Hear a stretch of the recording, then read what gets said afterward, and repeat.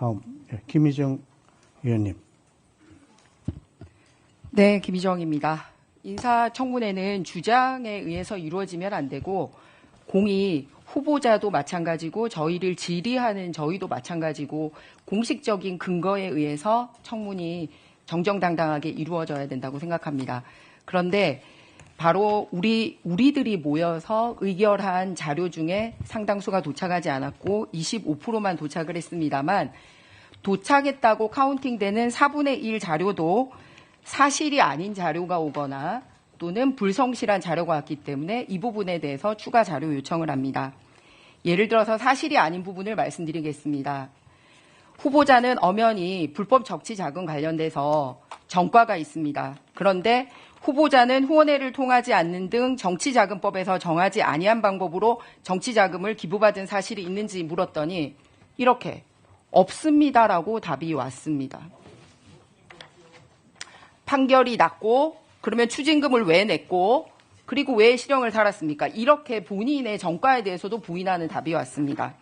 그리고 다음으로 재산관계에 대해서 실제로 부동산 관련돼서 여러 개 확인을 할 게 있어서 본인이 살았거나 하는 그런 계약 조건에 대해서 시범 아파트 임대차 계약 조건이 어땠냐, 그 다음에 상가 계약은 파기한 것이냐 재임대를 준 거냐, 본인이 다 본인 재산으로 한 겁니다. 그런데 계약기간 만료로 자료가 존재하지 않습니다.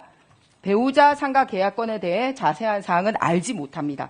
이렇게 불성실하게 답을 오고 이것도 답을 한 걸로 카운팅을 하고 있습니다. 또 본인 제공 동의가 없기 때문에 일어나는 일에 대해서 말씀드리겠습니다.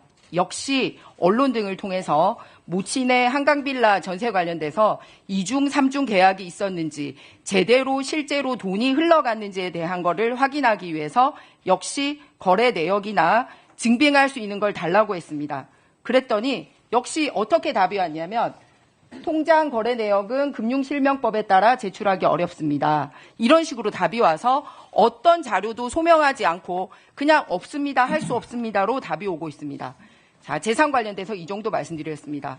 그러면 본인이 실제 홍보물이나 경력에 내가 외국에서 이런 학교를 다녔고 이런 학위가 있다라고 얘기한 부분에 대해서도 역시 요청을 했습니다.